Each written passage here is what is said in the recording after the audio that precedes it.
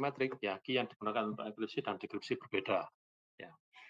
Yang kedua nanti yang kita bahas adalah ya trapdoor one way function, yaitu fungsi satu arah. Ya, fungsi jebakan satu arah. Ya, jadi seolah-olah kalau ada rumah misalnya ya, ada pintu, ya pintu jebakan, ya ada orang masuk ke pintu itu maka tidak bisa keluar. Ya kurang lebih gitu ya.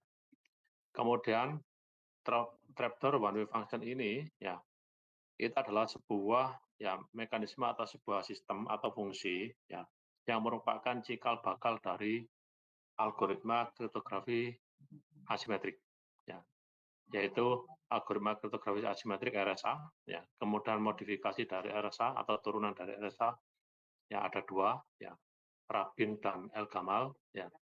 Kemudian baru setelah itu kita bahas ya alternatif dari kriptografi asimetrik RSA dan turunannya, ya, yaitu kriptografi berbasis kurva elips. Ya, mungkin ini nanti kita bahas mungkin 3 kali pertemuan ya untuk kurva elips ini, ya, karena memang tidak mudah ya, dan ada beberapa hal yang perlu kita kita diskusikan ya untuk kurva elips ini. Oke, berikutnya ya sebentar masih belum muncul ya. Oke, ini ya. Simetrik key dan asimetrik key ya itu bukan berarti ya asimetrik key kriptografi itu datangnya belakangan, itu bukan berarti ya asimetrik key itu menggantikan simetrik key ya, akan tetapi dua kriptografi ini ya digunakan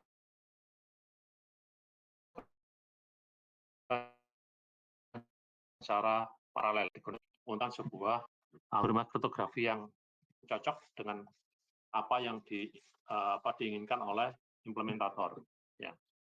Jadi penggunaannya adalah bersama-sama, ya, komplement satu dengan yang lain. Ya.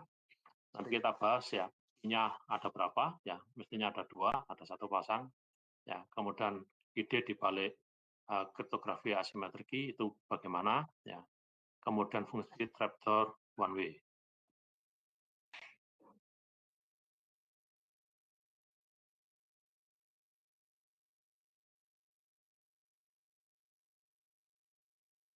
Oke, ini sudah ya tadi ya. Ya. Catatan di sini adalah simetrik kriptografi berdasarkan ya share secret. Ya, berdasarkan share secret. Share secret di sini maksudnya adalah berdasarkan key yang digunakan untuk enkripsi dan key yang digunakan untuk dekripsi sama atau sharing sekresi. Sedangkan asimetrik kriptografi ya itu didasarkan dari private atau personal sekresi. Ya, kerahasiaan personal atau kerahasiaan pribadi. Ya, pada waktu kita mengenkripsi sebuah message ya, key yang kita libatkan adalah public key. Ya, sedangkan untuk mendekripsi key yang kita gunakan adalah key private ya, atau personal key. Nah, kurang lebih seperti ini. Ya, di sini kita asumsikan bahwa ya Alice dan Bob berkomunikasi. Ya, maka Alice untuk mengirimkan sebuah ciphertext ya ke Bob, ya dia tidak menggunakan share key lagi ya bersama-sama dengan Bob, tetapi ya dia gunakan public key dari Bob. Ya, dia pakai public key-nya Bob untuk menginstruksi message atau data. Ya, ciphertext yang dihasilkan dikirim ke Bob. Nah, Bob untuk mendapatkan kembali ya message atau data, ya dia gunakan private key-nya. Ini ya, dia gunakan private key-nya. Ya. Nah, di sini kebutuhan key-nya ada berapa? Ada 2. Ya, ada 1 pasang public key untuk masing-masing user. Ya. Nah, ini contohnya kalau misalnya Bob ini berkasih, ya Bob ini sebagai key generator yang membangkitkan key, ya maka Bob membangkitkan private key dan public key-nya. Ya, private key-nya disimpan secara rahasia oleh Bob, public key-nya di-share ke Alice. Ya, public key-nya Bob diberikan ke Alice, ya karena public key kan selalu public gitu ya, semua orang boleh tahu. Sedangkan private key, ya itu disimpan secara rahasia oleh user masing-masing. public key Bob yang digunakan oleh Alice untuk mengenkripsi plain text. Ya, ciphertext yang dihasilkan ya dikirim ke Bob, ya, kemudian didekripsi menggunakan private key-nya Bob. Nah, itu adalah ide dibalik ya penggunaan dua key yang berbeda ya untuk kriptosistem di algoritma kriptografi asimetrik. Kurang lebih seperti itu. Ya, sebelum saya teruskan, barangkali ya ada yang ditanyakan. Santan, barangkali ada pertanyaan. You are now unmuted. Sebelum saya teruskan. Masih oke? Gimana, Mas? Secret channel itu internet, ya. Secret channel itu jaringan yang dipakai oleh oleh umum, ya. Ya, karena jaringannya untuk umum, ya itu kita asumsikan bahwa jaringannya adalah tidak aman. Itu kira-kira. Oke. Barangkali You are ada now lagi yang muted. ditanyakan, silakan.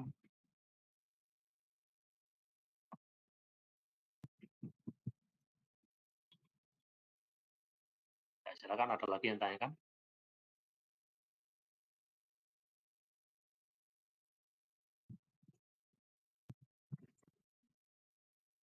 Ya. Oke.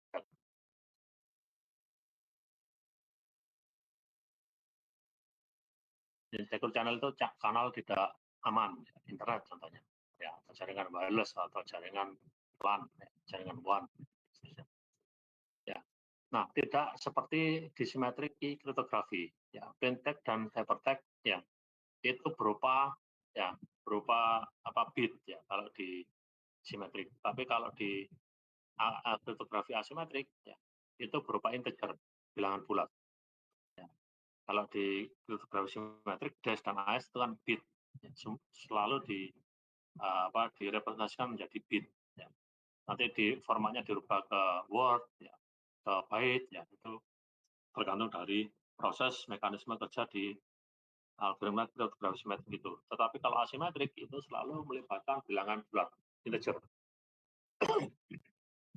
Nah, sama dengan yang di simetrik ya, format dari formula matematik dari kriptografi asimetrik ini ya sama dengan itu, cuma yang beda adalah kuncinya. Yang beda adalah kuncinya. Ya, di sisi enkripsi, ya plain text kita enkripsi dengan public key. Ya, hasilnya ciphertext. Sedangkan plain text ya itu didapat dari dekripsi ya, dari ciphertext menggunakan private key. Kalau symmetric key ya dua-duanya sama. Nikah di sini juga kan. Di sini publik, di sini private. Itu bedanya. Ya. Kemudian di sini dikatakan bahwa ya ada yang harus kita ketahui bahwa ini adalah informasi yang sangat penting ya. Bahwa kadang-kadang kita salah ya misunderstand ya. Salah pengertian ya bahwa asimetrik ini adalah pengganti ya dari simetrik ya. Ini padahal ini bukan seperti itu. Ya. Asimetrik itu adalah komplement atau pelengkap gitu ya, pelengkap dari simetrik kriptografi. Nah, ide di balik asimetrik kriptografi ini adalah konsep dari fungsi one way trapdoor. Ya, fungsi satu arah, fungsi jebakan satu arah. Ya. Ya, tadi saya asumsikan ada rumah, ya, dipasang pintu jebakan, ya, orang masuk tidak bisa keluar. Ya. Nah, itu apa maksudnya fungsi satu arah trapdoor one way fungsi ini? Ya. Misal kita punya domain, ya, dan punya ring. Domain ini berarti data awal, data asal. Ya. Ring berarti data hasil ya, pengolahan dari data asal. Data asal kita punya set A. Ya, di dalam set A itu ada komponen X, ya, ada variabel X. Variabel X ini kita proses, ya, kita masukkan ke sebuah fungsi F. Nah, ini ya. Nah, hasilnya adalah Y, ya, sehingga formulanya menjadi seperti ini. Y sama dengan Fx, ya. Setelah itu Y kita plot ke Z B, ya, hasil, ya, ke ring atau hasil. ya, hasil dari pengolahan data data original atau data asal. Nah, dalam hal ini ya Y itu sulit untuk dikembalikan lagi menjadi X. Ya, itu ide di one way. Ya, jadi X saya masukkan ke fungsi F ya melalui fx ya. Hasilnya adalah Y ya. Maka Y itu ya sulit untuk dikembalikan lagi menjadi X. Tentu saja kalau dari sisi matematik ya itu gampang sekali. Y bisa kita kembalikan lagi ke X ya jika kita punya fungsi inverse ya F pangkat min 1. Ya, fungsi inverse dari F yaitu F pangkat min 1. Ya, baru Y bisa kembali ke X atau kalau saya tulis seperti ini. Ya, X sama dengan ya, X sama dengan F pangkat min 1. Saya tulis ini ya. F pangkat min 1 dari Y. Nah, ini ya. Itu dengan asumsi kalau ada fungsi inverse ya, F pangkat min 1. Ya. Oke, dari sini barangkali yang ditanyakan. Jika tidak, saya teruskan.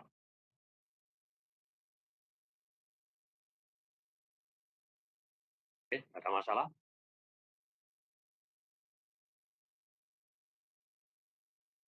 Saya teruskan. Nah, dari fenomena itu ya ada dua istilah dalam hal ini ya, yang muncul. Ya, yang pertama adalah fungsi one way tanpa trapdoor. Ya, fungsi one way tanpa trapdoor. Ya, fungsi one way tanpa trapdoor atau disingkat dengan OWF, one way function. Ya, F itu mudah untuk dikomutasi, tetapi ini F pangkat min 1 ya ini ya. Ya, ini F pangkat min 1. Ya. F pangkat min 1 ini difficult. Ya. Sulit untuk dikomutasi. Ya. Ini fungsi satu arah. Sedangkan untuk fungsi satu arah trapdoor, ya, TOWF, diberikan Y, yang tadi ya, diberikan Y, dan ya, sebuah ya, jebakan. Gitu ya. Ya, diketahui Y dan sebuah jebakan. Maka X dapat dikomutasi dengan mudah. Ya. Jadi diberikan Y, ya, dan ada jebakannya, maka baru setelah itu X bisa dikomutasi dengan mudah. Kalau yang ini, ya, ada F, tetapi ya, fungsi inverse dari F itu sulit untuk dikomutasi. Nah, kalau sulit dikomutasi, ya, tentu saja kalau saya pakai untuk deskripsi, ya, tentu saja nggak bisa. Ya. Kalau sulit dikomutasi berarti kan impossible untuk dikembalikan lagi dari Y ke X. Ya. Maka tidak bisa kita lakukan proses deskripsi. Maka one way function ini nggak cocok ya, untuk kriptografi asimetrik. Nah, yang cocok yang mana? Yang ini, yang trapdoor one way function, karena ada trapdoornya di sini. Ya. Diberikan Y, tapi ditambahkan trapdoor, ya, jebakan, ya, maka X bisa dengan mudah dikomutasi. Artinya, Y itu bisa kita dapatkan dari fungsi F, ya, ya ini untuk fungsi enkripsi, ya, tetapi dengan menambahkan trapdoor, ya, Y bisa kita kembalikan lagi ke X. Gitu kira-kira. Ya, jadi yang pas adalah menggunakan fungsi trapdoor one way. Ya, contohnya seperti ini. Ya. Ketika N ini bilangannya sangat besar, ya N ya, di mana N itu berasal dari P dikalikan dengan I. Ya, P dikalikan dengan I. Ini dikatakan sebagai fungsi satu arah. Ya, dikatakan sebagai fungsi satu arah. Nah, fungsi satu arah ini ya, perhitungannya akan mudah jika yang diberikan adalah P dan Q. Ya, perhitungannya mudah jika yang diketahui adalah P dan Q, sehingga tinggal mengalihkan P dan Q, ya, ketemu N. Dikatakan sulit ketika yang diberikan adalah N. Ya, N. Karena N-nya ini besar, maka kita pasti sulit mendapatkan P dan Q. Kalau N-nya kecil, ya kita bisa menebak ya P dan Q-nya berapa. Ya, sambil contoh, ya, sambil contoh N-nya 21, ya, N21. Maka P bisa 1, ya, Q 21. Ya, atau saya balik, P 21, ya, Q ya, sama dengan Atau bisa P sama dengan 3, ya, Q sama dengan 7. Atau saya balik, P sama dengan 7, ya, Q sama dengan 3. Itu kalau bilangannya kecil, ya. Kita bisa menebak, kita bisa mudah mendapatkan P dan Q, ya, meskipun ada beberapa alternatif. Ya. Tapi kalau N-nya ini besar, ya, N-nya besar, nah itu menjadi permasalahan. Nah, ini kita sebut dengan one way function. Ya. Yang kedua, ya, contoh yang kedua, ketika N itu besar, ya, kemudian fungsi, ya, fungsi F, ya, ya, fungsi F atau trapdoor one way function, gitu ya. Ya, perhitungannya seperti ini. Y sama dengan X pangkat K. Ya, Y sama dengan X pangkat K modulo N. Ya. Nah, ini adalah persamaan trapdoor one way function. Ya. Itu akan mudah jika yang diketahui adalah ini, X, K, dan N. Maka mudah untuk mendapatkan Y. Ya. Sulit, dikatakan sulit jika yang diketahui adalah Y, ya, kemudian K, dan N. Maka sulit untuk mendapatkan X. Maka dibutuhkan trapdoor dalam hal ini. Ya, maka kita butuhkan trapdoor. Berapa trapdoornya? Ya, inverse dari K. Ya, jadi butuh trapdoor yaitu K aksen, ya, K prime. Nah, K prime itu adalah K dikalikan dengan K aksen sama dengan 1 modulus Vn. Ya, apa itu Vn nanti kita bahas. Gitu ya. Ya, jadi butuh trapdoor. Trapdoornya adalah K aksen. Ya. Nah, K aksen itu berapa? K aksen adalah inverse dari K. Ya, sedemikian rupa sehingga K kalau saya kalikan dengan K aksen sama dengan 1 modulus Vn. Nah, di sini ada istilah baru lagi yaitu Vn. Nanti kita bahas apa itu Vn. Ya, ada istilah baru lagi ini Vn. Ya, gitu ya. Nah, kalau sudah kita ini, ya, baru K aksen ini saya pakai untuk mendapatkan X, ya, dengan cara ini. Y pangkat K aksen modulus N. Maka dengan mudah kita bisa mendapatkan X. Ya, karena ada trapdoor yaitu K aksen. Nah, fungsi trapdoor one way inilah yang diadopsi oleh, ya, asymmetric key cryptography. Ya, kurang lebih seperti itu. Ada yang ditanyakan barangkali? Ya, untuk one way, ya, trapdoor one way function.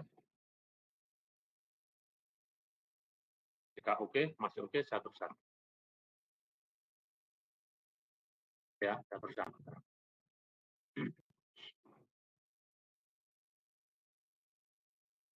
Oke, ini agak sedikit lemot. Ya. Pindah ke slide berikutnya, ya, agak lama. Sebentar. Oke, ya ini ya. Sekarang, nah dari trapdoor one way function tadi, ya, ya, mekanisme itu diadopsi oleh RSA, ya, untuk mendapatkan mekanisme kerja dari kriptografi asimetrik. Ya. RSA ini, ya, itu diambil dari nama penemunya, ya, nama depan penemunya 3 orang, ya, RS dan A. Penemunya itu ya, RS dan A. Ya, Rivers, Semir, ya, dan Edelman. Ya, sehingga RSA. Ya. Oke, kita bahas sekarang RSA. Mekanisme kerjanya adalah mengadopsi, ya, trapdoor one way function yang tadi sudah kita bahas. Ya. Jadi ada proses enkripsi, kemudian proses enkripsinya kita membutuhkan trapdoor. Jadi diberi contoh K aksen, ya, sebagai trapdoor dari K.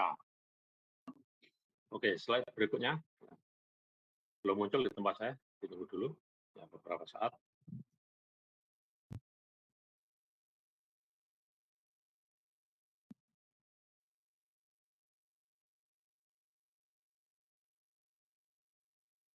Bentar, nah ini baru muncul.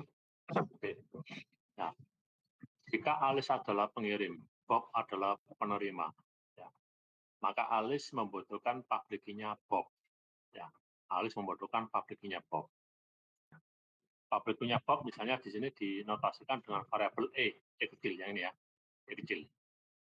Maka hypertext itu bisa dihitung oleh Alice ya dengan cara ya memangkatkan plain text dengan E ya dengan public-nya Bob ya kita modulus dengan N ya jadi P pangkat E modulus N nah, hasilnya adalah ciphertext dikirim ke Bob ya karena Bob punya trapdoor-nya ya trapdoor dari E ya trapdoor dari E di Bob itu merupakan private key ya variabelnya adalah D kecil mudah ya Bob bisa menghitung P kembali dengan cara memangkatkan C dengan trapdoor dari E yaitu D ya modulus N maka ya dengan mudah ya Bob bisa mendapatkan P.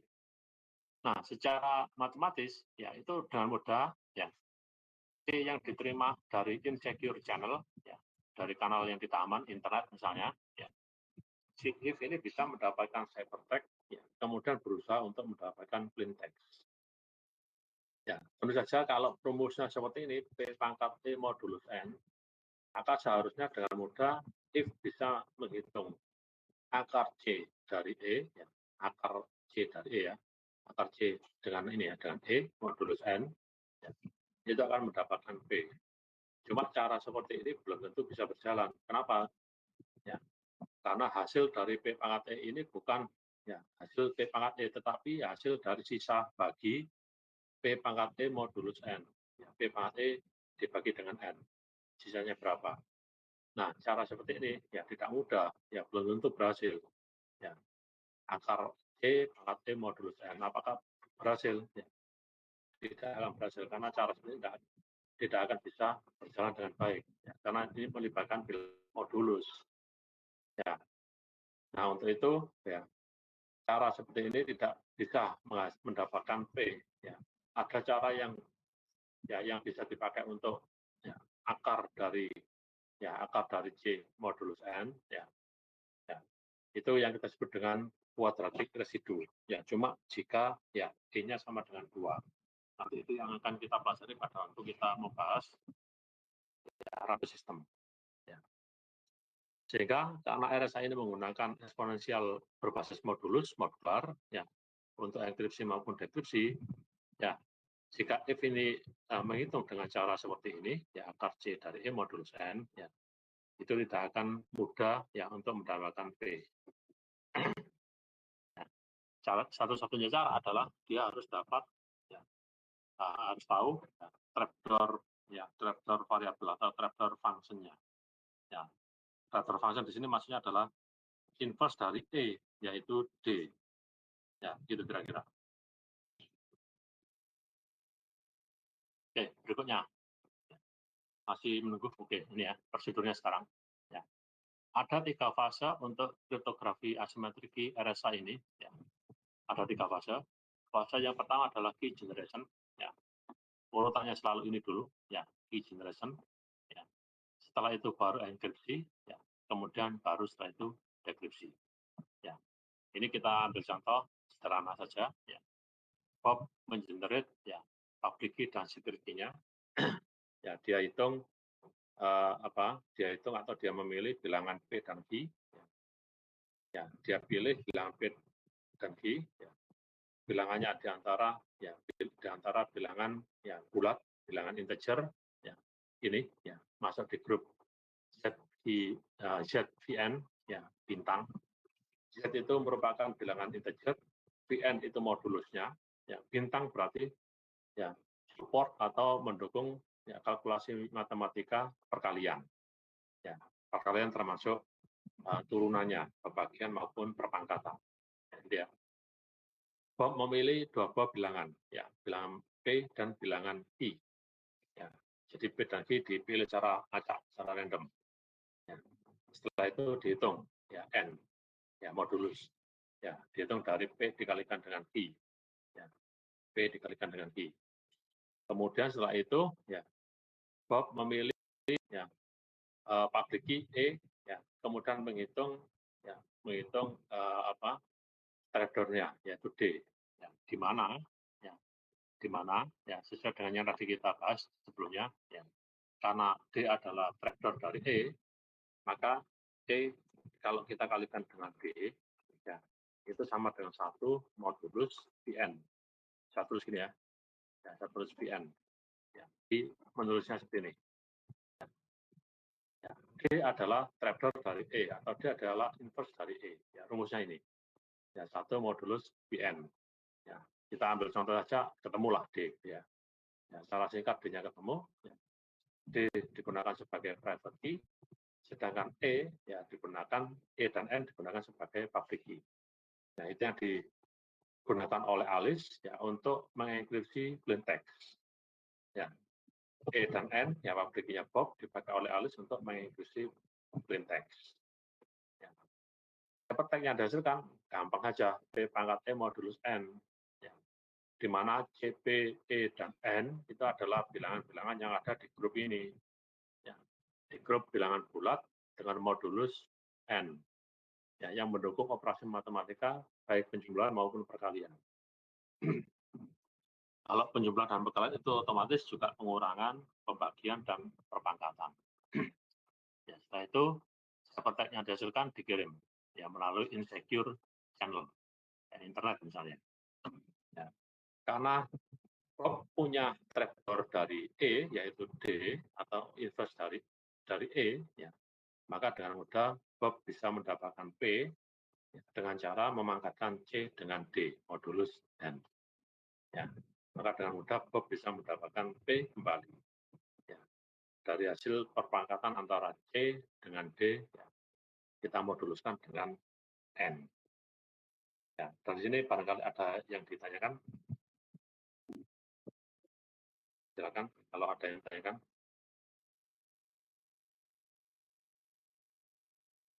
Ada yang ditanyakan? Masih belum, oke, saya teruskan. Ya. Sebelum saya teruskan, kita bahas dulu apa itu VN. Ya. Apa itu VN? Ya. Pak, ada nggak ini ruang kosong? Ya. Oke, saya ini ya, saya ambil ruang kosong ya. Saya pindah ke ruang kosong seperti ini. Oke, ya. Ya, sekarang kita bahas apa itu VN. Ya. Ya. VN. Ya, tadi lambangnya V, ya. N. Ya. Ambil contoh. Misal N adalah bilangan bulat, misalnya 8. Ya, 8. Maka berapakah V8? Berapakah V8 itu? Definisi dari VN ini adalah ya, berapa banyaknya bilangan ya, bilangan bulat ya, kurang dari 8 ya, yang relatif prima dengan 8. Nah, sekarang ada istilah lagi yaitu relatif prima. Ya, ada istilah lagi namanya ini relatif prima. Ya. Apa itu relatif prima? Dua buah bilangan dikatakan relatif prima ya jika ya GCD antara dua buah bilangan itu adalah 1. Nah, ini ada istilah lagi ya. Ya, ada relatif prima, sekarang ada istilah lagi yaitu GCD. Nah, GCD itu ya kepanjangannya greatest common divisor. Greatest common divisor. Faktor persekutuan terbesar. Ya, gitu ya. Faktor persekutuan terbesar. Ya, itu kita pelajari waktu SD. Ya, sampel contoh saja begini. Berapakah GCD antara 100 dengan 60? Ya. Untuk menjawab itu, ya kita harus tahu dulu. Ya. 100 itu habis dibagi dengan bilangan berapa saja? 1, 2, 4, 5, ya 10, 20, 25, 50, dan 100 itu sendiri. Benar nggak ya? 60 habis dibagi dengan 1, ya, 2, 3, ya, 4 juga ya. 4, 5, 6, kemudian 10, ya, 15, ya, kemudian 20, ya, 30, dan 60. Ya gitu ya, kira-kira. 12 juga. Mohon maaf, 12. 12. Ya. Ini ya. Nah, kita cari ya di antara bilangan-bilangan yang bisa membagi 100 dan 60, ya, mana yang paling besar. Ya, coba kita cek. Ya. Saya beri warna yang beda, warna biru. Ya. 1 itu membagi 100 dan 60. Ya, common divisor. 2 juga begitu, common divisor. Ya, membagi dua-duanya. Kemudian 4, common divisor, membagi 100 dan 60. 5 juga begitu, bisa membagi 100 dan 60. Kemudian 10, ya, common divisor, membagi 100 dan 60. Kemudian berapa lagi? 20. Ya, 20 ini membagi 100 dan 60. Ya, selebihnya sudah tidak ada. Nah, kita cari common divisor 1, 2, 4, 5, 10, dan 20. Yang paling besar 20. Maka hasilnya adalah, ya, GCD antara 100 dan 60 adalah 20. Ya, jadi common divisor ya, dari 100 dan 60 adalah 20. Ya, kurang lebih begitu caranya. Ya, itu common divisor. Ya, oke. Ya.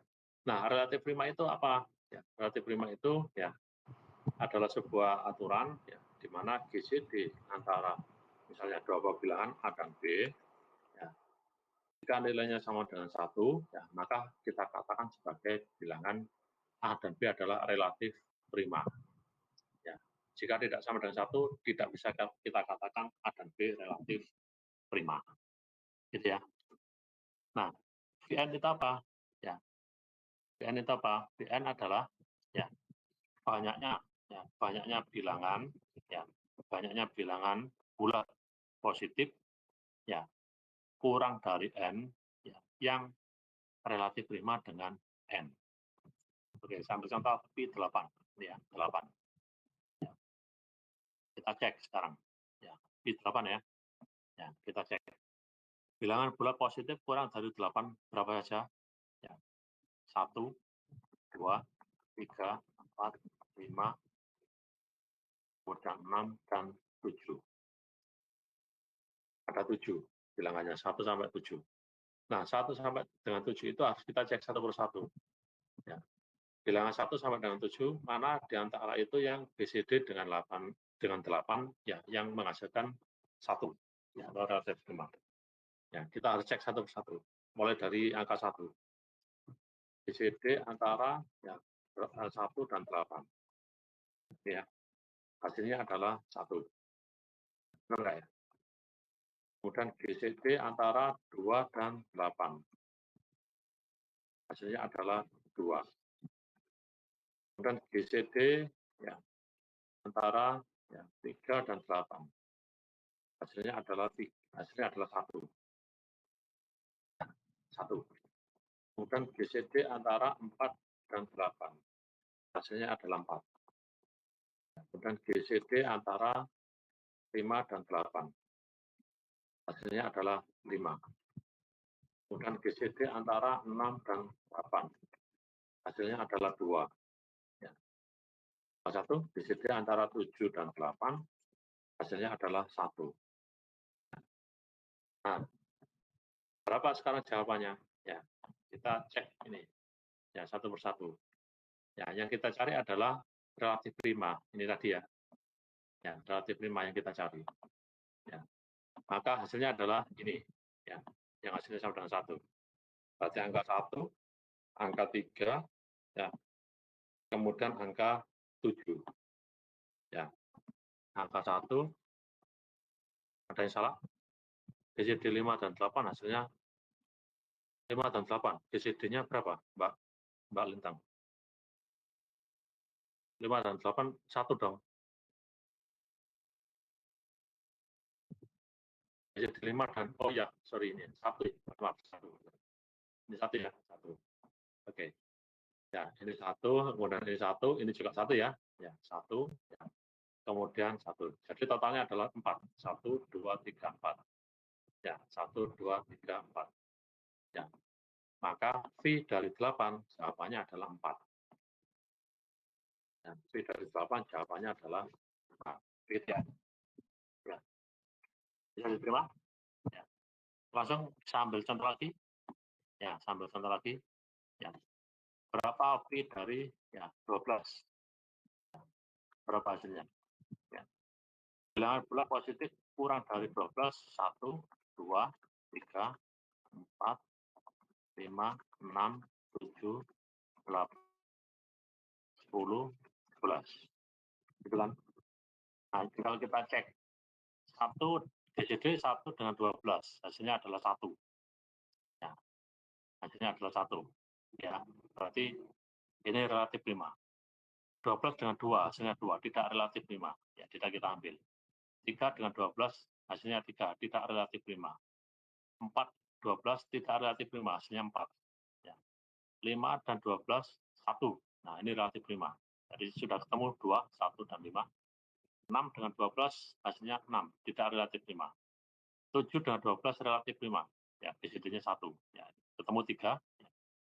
8 tidak relatif 5, hasilnya 4. 9 tidak relatif 5, hasilnya 3. Ya. 10 tidak juga, ya, hasilnya 2. 11 relatif 5. Gitu ya. Jadi yang relatif 5 adalah tadi yang ini. Ya. Yang relatif 5 dengan 12 adalah ya 1, ya gitu ya. Saya lingkari ya. 1, ya, kemudian 5, ya 2, 3, 4 kan enggak, ya 7, ya, kemudian 11. Maka Pi dari 12 adalah 4. Ya, maka Pi 12, ya, jawabannya adalah 4. Ya, banyaknya bilangan bulat positif kurang dari 12 yang GCD dengan 12 sama dengan 1. Ya, jadi hasilnya adalah 4. Bagaimana? Bisa diterima? Ya. Coba contoh lagi. Oke, contoh lagi. Pi 20. Ya, berapa hasilnya? Pi 20. Berapa? Salah. Pi 20. Berapa hasilnya? Yang bisa jawab langsung. Bilangan bulat positif kurang dari 20. 1 sampai 19. Kita cari yang relatif prima dengan 20. 1 relatif prima. 2 tidak. Tidak saya tulis ya di sini ya. 2 tidak relatif prima. Ya. 3 apakah relatif prima dengan 20? 3. 3 tidak ya. Oke, saya tulis 3. 4 tidak relatif prima. Ya, hasilnya 4. 5 tidak relatif prima, hasilnya 5. 6 juga tidak. Ya, hasilnya adalah 2. 7, nah relatif prima dengan 20.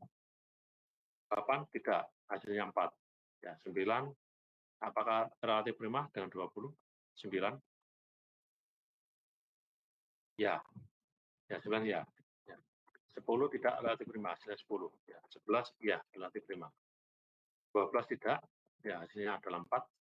15 juga tidak, hasilnya adalah 5. Ya. 16 hasilnya 4 tidak relatif prima. 17 relatif prima dengan 20. 18 ya tidak relatif prima, ya hasilnya adalah berapa? 2. Ya, 19 relatif prima. Maka untuk P20 tinggal kita hitung 1, 2, 3, 4, 5, 6, 7. Benar nggak ini ya? Apakah ada yang keliru? Ya. 1, 3, 7, 9, 11, 13 ya, 13 kurang lagi 1. 13. Ya. Maka V20 hasilnya adalah 8. Boleh? 1, 2, 3, 4, 5, 6, 7, 8. Bisa diterima? Halo? Halo, halo, bisa diterima? Mas Anton, bagaimana? Oke, bisa ya. Nah, oke ya, seperti ini ya. Nah, sekarang coba saya ambil contoh lagi, P21. P21. Berapa hasil P21? Ya. 21 dengan 1 relatif prima. 21 dengan 2, apakah relatif prima? 21 dengan 2 tidak. Relatif prima. 2. 3 tidak relatif prima, hasilnya adalah 3. Ya. 4 apakah relatif prima dengan 21? 4. Ya. 4 ya, relatif prima. 5 relatif prima. Ya. Kemudian 6 tidak relatif prima, hasilnya 3. 7 tidak relatif prima, hasilnya 7. Ya. 8 ya relatif prima. 9 tidak. Ya. 3 hasilnya. 10 ya. 11 ya. 13 ya. 11, 12 sekarang. 12 tidak, ya, hasilnya 3, 13 iya, 15 tidak, hasilnya adalah 3, ya. Kemudian 16 iya, 17 iya, 18 tidak, hasilnya 3, ya. Kemudian 19 iya, 20 iya. Ya, bisa, ini tinggal kita hitung. 1, 2, ya, 1, 2, 3, 4, 5, 6, 7, 8, 9, 10, 11, 12.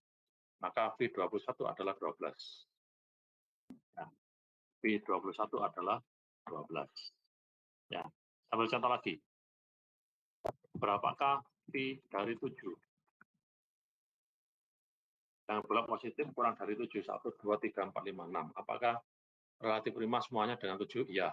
Ya, hasilnya adalah 6. Berapakah V dari 5? Hasilnya adalah 4. Ya, berapakah V dari 13? Hasilnya adalah 12. Berapakah V dari 17? Hasilnya adalah 16. Benar apa enggak? Nih, silakan dicek. Ya. V7 6, V5 4, V13 12, V17 16. Ya. Nah, ini ada yang bisa kita pelajari di sini. Ya, ada yang bisa kita simpulkan di sini. Kita lihat bahwa 7, 5, 13, 17 adalah bilangan prima. Maka untuk bilangan prima, ya, V dari P, ya, atau V dari N, jika N adalah bilangan prima, ya, V dari N, ya, jika N adalah bilangan prima, ya, hasilnya adalah, ya, hasil dari Vn adalah, ya, N min 1. Ya. Jika N adalah bilangan prima, maka Vn sama dengan N min 1. Ya, 7 bilangan prima, ya, berapa V7? 7 min 1. Gitu ya. 5 adalah bilangan prima, maka berapa V5? 5 min 1. 13 bilangan prima, V13 12. Ya. 19 adalah bilangan prima, maka V19 sama dengan 18. Ya. Nah, jika kita hitung, ya, termasuk V3 bilangan prima, ya, hasilnya adalah 2. Ya. V7 juga bilangan prima, hasilnya adalah 6. Maka, ya, untuk V21, ya, itu berlaku hukum, ya, hukum asosiatif, ya, hukum asosiatif, ya. V3 saya kalikan dengan, ya, V7, ya, itu sama dengan V21. Ya, 21 kan 3 kali 7. Ya, 3 dan 7 kan bilangan prima. Ya. Maka V21, ya, V21, ya, itu sama dengan 3 min 1, 2, dikalikan dengan 7 min 1, 6. Hasilnya adalah 12. Ya. Apakah betul? Kita cocokkan dengan ini. Ya, kita cocokkan dengan ini. Apakah betul ini? Cocok ya? Ya. V21 itu dari V3 dikali V7. Ya, 2 kali 6. Tadi yang ini kita cari secara manual. Sama-sama ketemu 12. Terbukti. Ya, oke. Nah, dari hasil ini, ya, bisa kita simpulkan. Ya, bisa kita simpulkan. Jika saya punya dua buah bilangan prima P dan bilangan prima Q. Ya, ini bilangan prima ini, ya. Bilangan prima. Ya. Bilangan prima P dan bilangan prima Q. Maka, ya, jika N adalah, ya, P dikalikan dengan Q, maka, ya, N itu sama dengan, ya, P, ya, P dikalikan dengan P. Ya. Karena P dan Q adalah bilangan prima, ya, maka Pn sama dengan P, ya, P min 1, saya kalikan dengan, ya, Q min 1.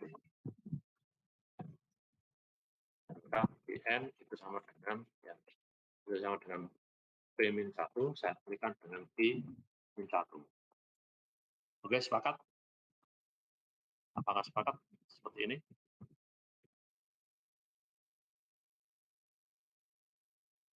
Apa yang ditanyakan? Apakah sepakat kesimpulan yang tadi saya sampaikan?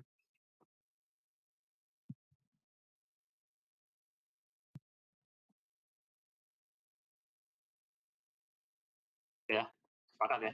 Ya, baik. Kalau sudah, kita kembali lagi ke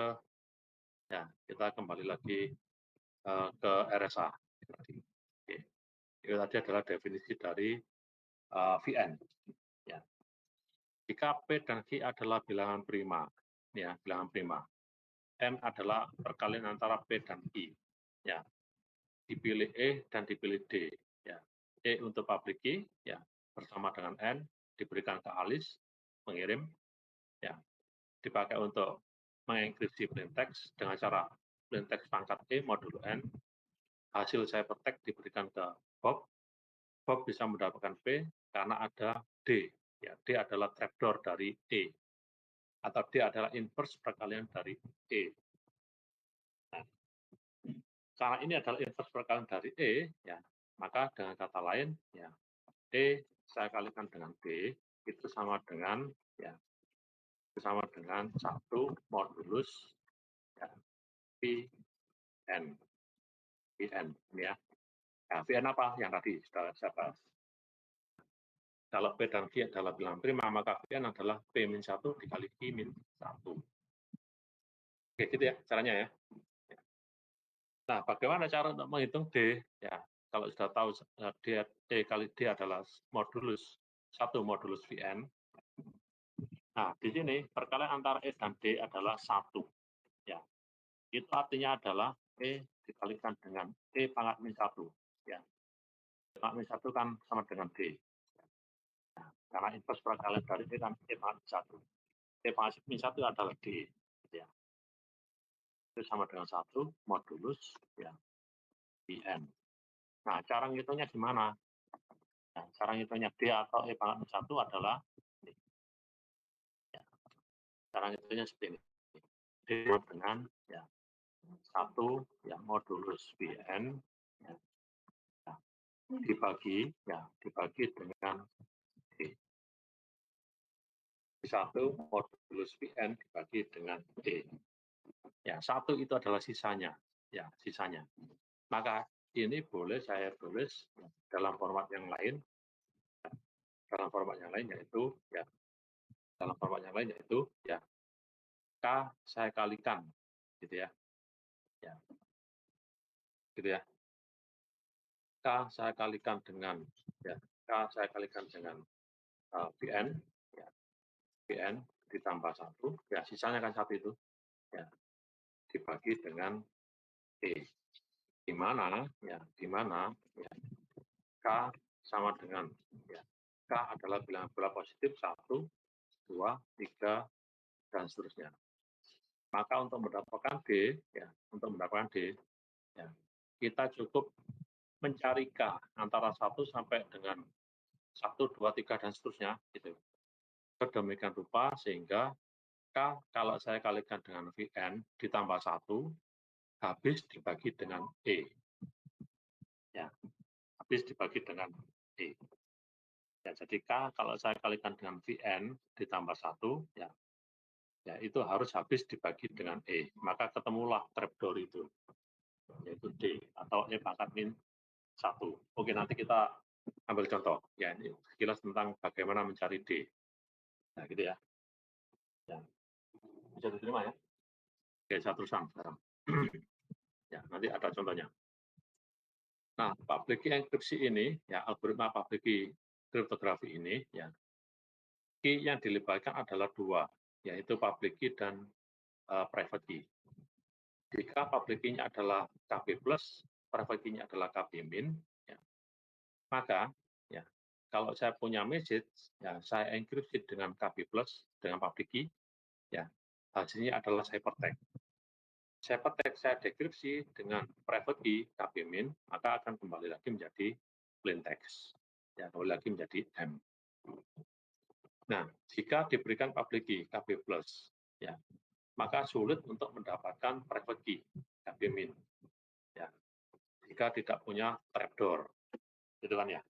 Padahal private key itu adalah trapdoor. Trapdoor dari siapa? Dari KB+. ya, dari private key, dari public key. Nah, adopsi dari teknik seperti ini itu yang diteliti oleh 3 orang ini, ya, RSA, yang menghasilkan algoritma yang hingga saat ini kita kenal dengan algoritma RSA. Nah, tadi saya katakan bahwa algoritma kriptografi RSA ini ada 3 fase, ya, 3 fase yang harus kita lalui. Fase key generation, ya, fase enkripsi dan fase dekripsi.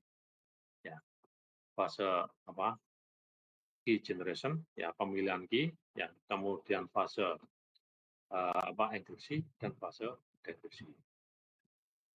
Untuk fase key generation, ya, ada 5 step. Ini ya, ada 5 step. Step yang pertama, pilih 2 buah bilangan bulat yang besar. Ya, pilih 2 buah bilangan bulat prima yang besar, yaitu P dan Q. Nah, di sini disarankan, ya, P dan Q panjangnya 1024 bit, ya, paling sedikit. Ya, sekarang direkomendasikan, ya, panjangnya paling sedikit 2048 bit. Nah, gini sekarang. Ya, terpilihlah P dan Q. Ya. Kemudian dihitung N. N adalah P dan Q. P dikalikan dengan Q. Kemudian dihitung Vn. Ini Z itu Vn ya. Ya, di sini Z itu sama dengan Vn. Ya. Ini Z sama dengan Vn. Karena P dan Q adalah bilangan prima, ya, maka Vn sama dengan P-1 dikali Q-1. Oke ya, ini nggak ada masalah yang kita berdua. Setelah itu, ya, pilih bilangan bulat, ya, E, ya, untuk public key. Syaratnya adalah, ya, E harus kurang dari N. E tidak boleh melebihi N. Ya. Dan, ya, dan E, ya, harus relatif prima, ya, harus relatif prima dengan Z. Jadi step yang kedua ini syaratnya adalah, ya, ada 2 syarat di sini. Ya. Bilangan public key E itu bisa kita pilih jika E kurang dari N. Yang kedua, jika BCD antara E dengan, ya, dengan Vn, ya, dengan Vn itu sama dengan, ya, sama dengan 1, atau E dan Vn relatif prima. Baru setelah itu kita hitung D, ya, kita hitung D atau trapdoor dari E, ya, ya, dengan cara yang tadi, ya, E saya kalikan dengan D sama dengan 1 modulus Vn per Z, ya. D dikalikan dengan D, D dikalikan dengan D, ya, dengan 1 modulus, ya, Vn, atau D sama dengan, ya, K dikalikan dengan Vn, ya, ditambah 1, karena 1 adalah sisanya, makanya ditambah 1 bagi dengan P, di mana K adalah bilangan 1, 2, 3, 4, dan seterusnya. K kita masukkan satu persatu ke rumus ini, ya, hingga didapatkan K dikalikan dengan Vn ditambah 1 habis dibagi E. Ya. Oke, gitu ya, kira-kira. Ya, dari sini barangkali ada yang tanyakan untuk key generation.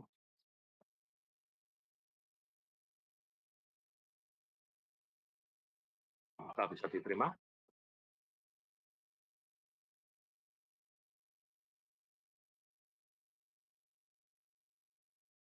Oke, bisa ya, bisa diterima ya. Baik, saya teruskan sekarang. Ya, ini fase yang pertama, key generation. Ya. Nah, step yang kelima, ya, setelah kita mendapatkan D, kita memilih E, ya, kita menghitung N dari P dan Q yang sudah dipilih di atas tadi. Ya. Maka, ya, public key-nya adalah N dan E, ya, ini dia N dan E ini. Sedangkan private key-nya adalah N dan D. D trapdoor-nya tadi ya. Ya, N dan D. Nah, ini sebagai KB plus, yang ini sebagai KB min.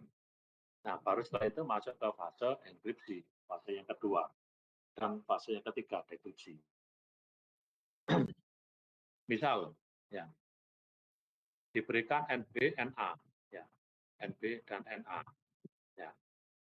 untuk menghitung komputasi, ya, untuk menghitung yang tadi ya, menghitung yang di atas tadi, ya.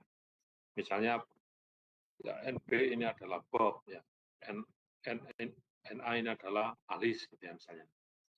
Maka, ya, untuk mengenkripsi sebuah message, taruhlah message-nya adalah M, ya, maka ciphertext adalah M pangkat E modulo N.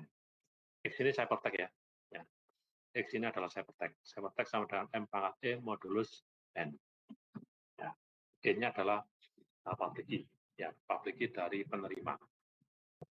Untuk mendekripsinya, ya, tinggal dibalik saja. Ya. Ciphertext kita pangkatkan dengan trapdoor, ya, dengan D, ya, modulus N. Ya, maka nanti hasilnya akan mengembalikan X menjadi M. Jadi ya. Nah, proses seperti ini apakah bisa berhasil? Ya, coba kita cek di sini. Ya. M pangkat E modulo N adalah ciphertext sama dengan X. Ya. Kita pangkatkan lagi dengan D modulus N. Ya. Maka nanti akan ketemu M pangkat E dikalikan dengan D. Saya tulis di sini. Ya. Silakan dibayangkan. Ya. Pangkatnya adalah seperti ini.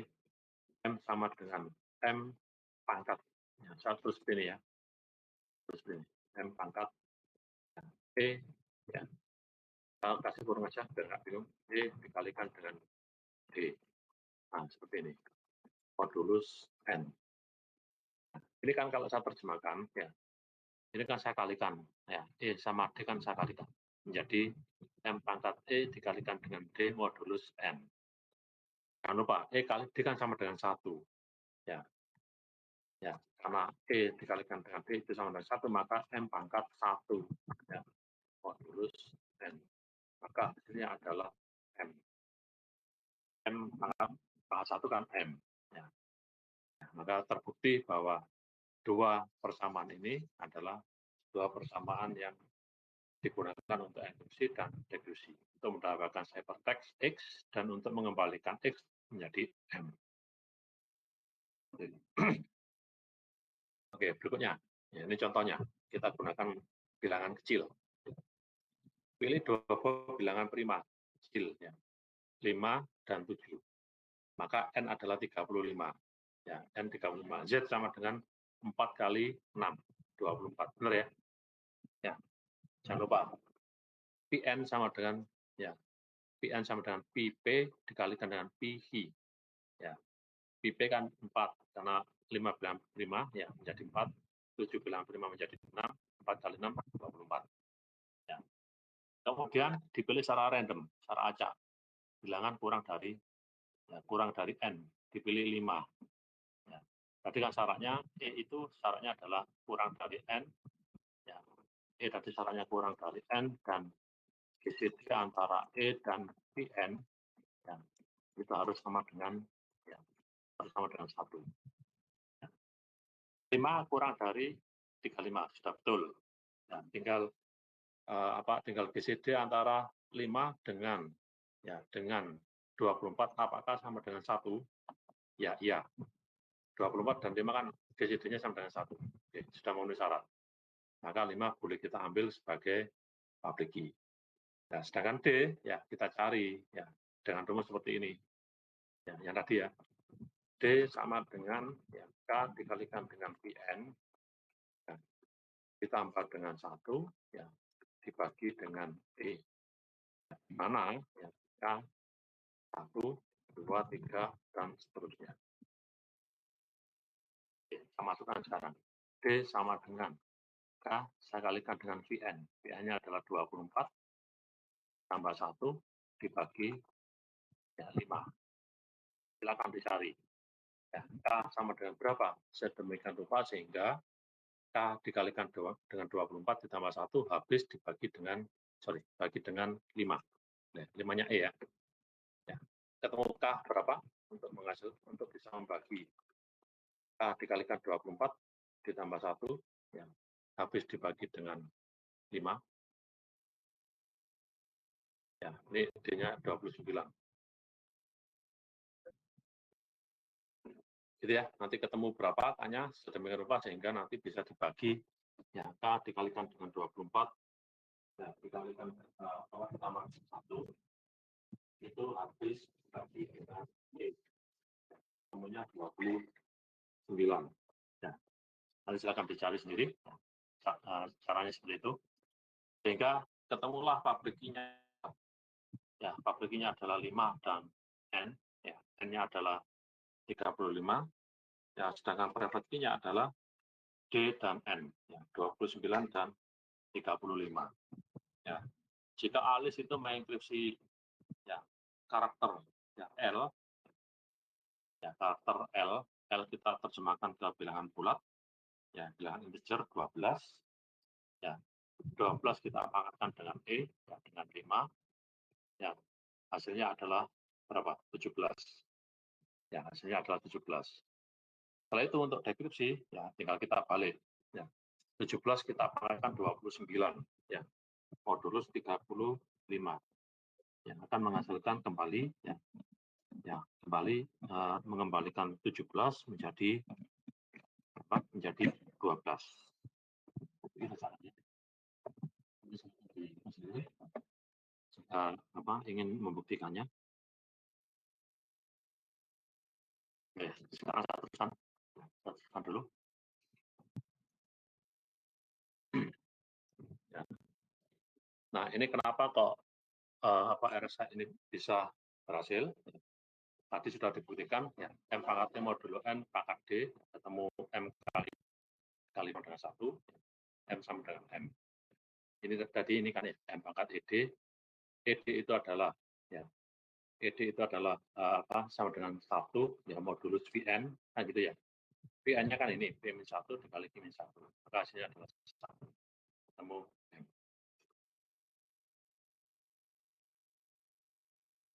Oke, begitu kira-kira. Kemudian ya properti yang penting lagi ya, penting yang lain yang di RSA adalah ini. Ya. Jika message saya enkripsi dengan public key, hasilnya saya protect, saya dekripsi dengan private key, saya kembali ke M. Nah, sekarang saya balik. Message ya saya enkripsi ya dengan private key, ya. Hasilnya saya dekripsi dengan public key juga akan mengembalikan menjadi M. Ya, sama hasilnya. Ya, lebih begitu ya. Nah, ini contoh secara real ya. Dipilih 2 buah bilangan prima 7 dan 11 ya. N-nya adalah 7 kali 11, 77. Kemudian dihitung Vn 7 min 1 dikali 11 min 1. Hasilnya 60. Kemudian dipilih E sekarang. Ya, dipilih E. Misalnya E-nya dipilih 13. Ya, setelah itu dihitung D. Ya, dengan cara yang tadi ya, D sama dengan K dikali Vn ditambah 1 dibagi E. Ya, dicari K sama dengan 1, 2, 3, dan seterusnya. Ya. Ketemu D-nya 37. Ya, ketemu 37. Ya. Maka jika ada plain text ya nilainya adalah 5 mau dikirim ke Bob, maka 5 saya pangkatkan dengan E. Ya, saya pangkatkan dengan E. E-nya adalah 13, ketemu 26. Nah, 26 adalah ciphertext dari 5. 26 kita kirim ke Bob. Karena Bob punya trapdoor, yaitu 37, yaitu D, ya, maka Bob dengan mudah memangkatkan 26 dengan 37, modulus berapa? 77, ya, hasilnya adalah 5. Ya, gampang. Untuk angka kecil gampang. Ya. Untuk angka yang besar, ya, itu yang tidak gampang. Ya. Nah, itu adalah dasar ya, atau filosofi ya dari RSA. Ya, bisa diterima ya. Ya, meskipun begitu, ya RSA masih punya potensi untuk di-attack atau di-hack. Ya, ada potensi untuk di-hack. Ya. Ada potensi untuk di-hack. Ya. Nah, potensi RSA untuk di-hack ini ada 7. Ya, ada 7 potensi untuk di-hack. Dengan cara faktorisasi, perangkatan yang tadi, dengan cara Json ciphertext, ya, Json ciphertext, kemudian eksponen, sebentar ya, turun, sebentar. Halo, Assalamualaikum. Halo. Salam. Ya, Pak. Yuk.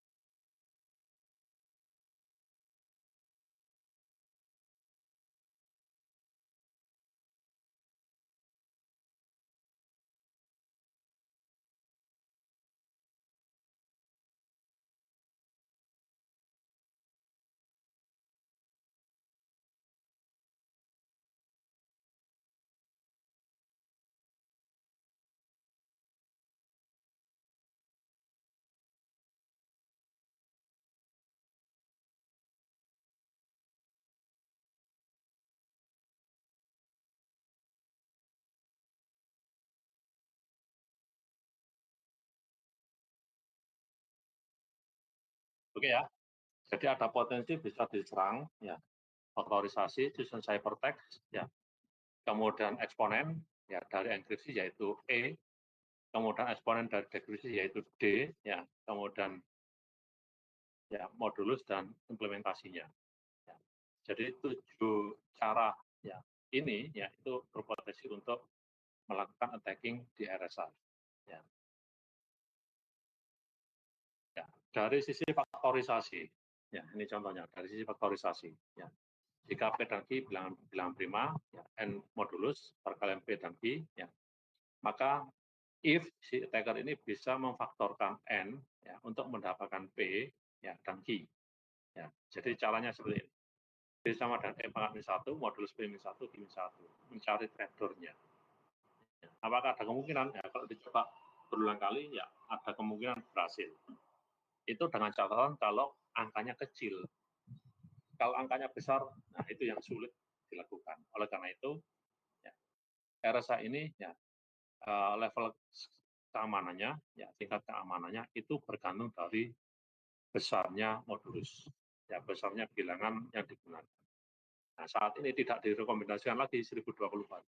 Saat ini rekomendasinya adalah 2048. 2048 nanti bertahan sampai berapa tahun? Ya. Saya prediksi sampai 3-5 tahun ke depan. Ya. Itu harus dinaikkan lagi 3072. Begitu seterusnya. Ya, sehingga RSA ini punya problem ketika diimplementasikan untuk device yang prosesornya ya, terbatas. Prosesornya pendek, prosesornya speednya pendek. Misalnya Arduino, yang nggak bisa kita gunakan untuk komutasi di device yang memiliki prosesor, memori atau storage yang kecil. Kemudian yang kedua adalah plain text attack. Ya. Nah di sini yang sering terjadi ya attacking di RSA itu karena message-nya terlalu pendek. Kalau message-nya terlalu pendek itu artinya apa? Angkanya pendek, angkanya kecil. Kalau angkanya kecil, ya tadi yang terjadi, ya mudah untuk difaktorisasi. Gitu ya. Jadi pretek ini ya karena apa? Karena message-nya pendek. Message pendek itu kalau dikonversi ke bilangan bulat, itu menghasilkan bilangan bulat pendek, ya hanya beberapa digit. Ya, gitu ya. Kemudian yang ketiga, ya enkripsi eksponen dari E. Ya. Jangan lupa E adalah eksponen. Dia inverse D. Ya.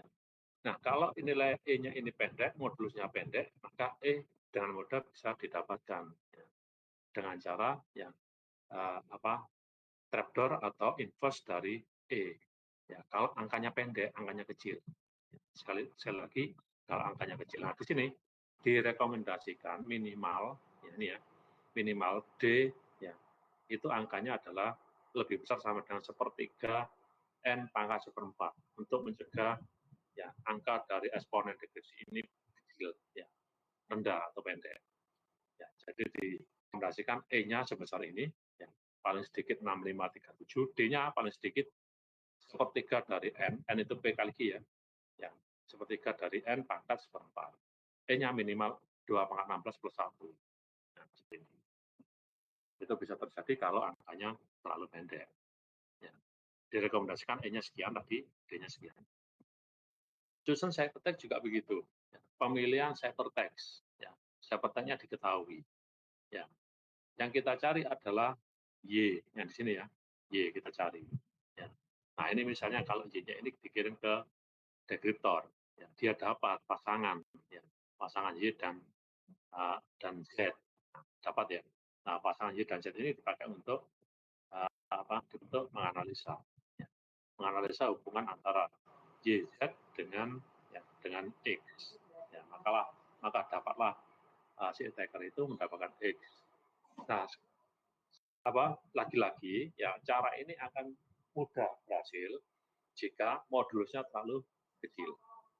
Oleh karena itu, supaya tidak berhasil susun ciphertext ini, modulusnya harus minimal 2048 untuk kondisi sekarang. Jangan sampai menggunakan modulus N kurang dari 2048. Timing attack juga begitu sama. Ya. Semuanya berawal dari nilai nilai modulusnya terlalu kecil, ya, sehingga untuk mendapatkan D dan E itu terlalu mudah. Ya. Dan kemudahan itu ya dikomutasi dengan speed prosesor yang kita gunakan untuk mengembalikan proses. Ya, sekarang berapa speednya? Yang paling besar. Ya, teknologi prosesor ini. Mungkin 3 GHz atau 4 GHz itu dengan mudah bisa mengembalikan ya proses dari dari ciphertext ke plaintext. Ya, jika sekali lagi jika angkanya kecil. Power text juga begitu. Ini sama saja dengan faktorisasi.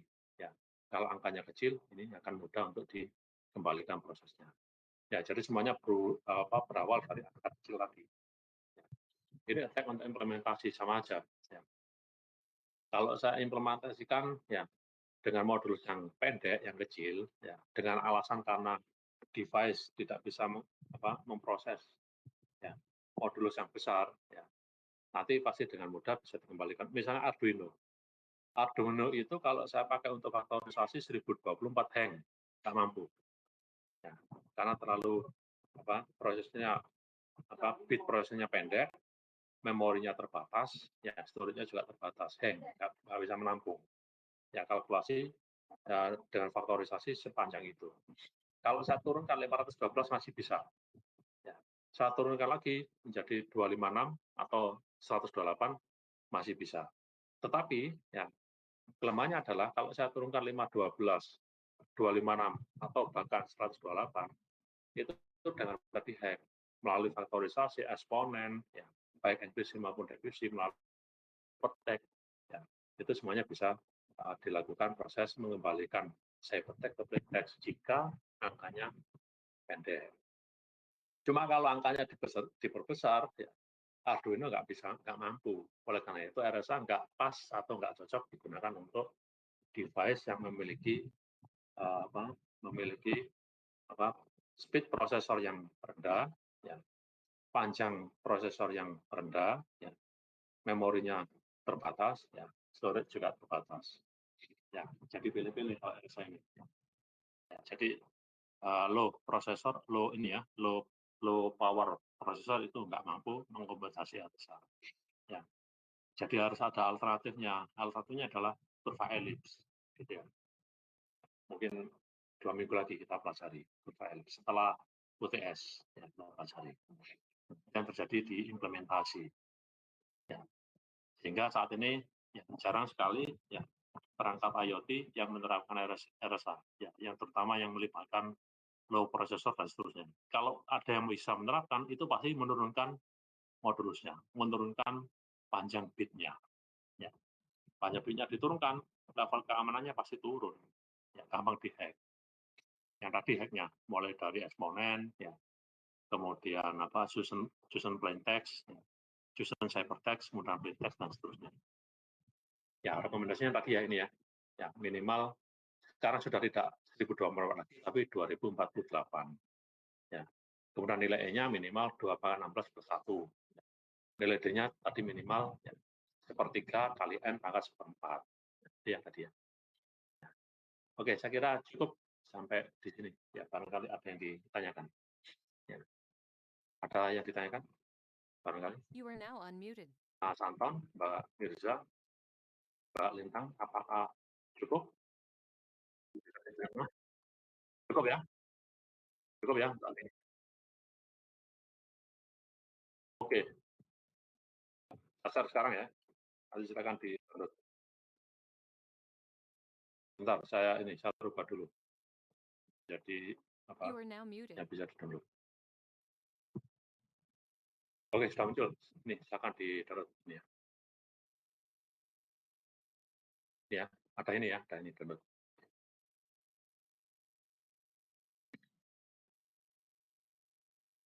Oke, bisa di download. Oke ya. Ada pertanyaan? Pak Lintang, Mas Anton, Mbak Mirza? Ya, saya kira cukup. Jika tidak ada yang ditanyakan, ya bisa saya tutup perkuliahan pagi ini.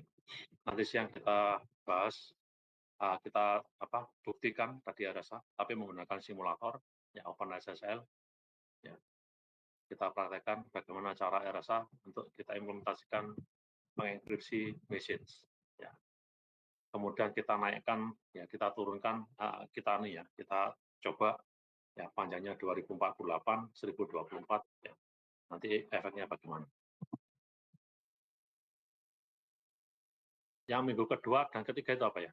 Nanti saya WA ya, Mbak Lintang ya. Oke, ya baik. Nanti saya diingatkan, nanti saya kirim ke Mbak Lintang. Baik, kita ketemu lagi nanti siang jam setengah satu ya untuk mencoba mempraktekkan RSA. Ya. Saya kira untuk teori pagi ini sudah cukup. Ya. Assalamualaikum warahmatullahi wabarakatuh. Ya, kita lanjutkan nanti siang. You are now unmuted. You are now muted. You are now unmuted. You are now muted.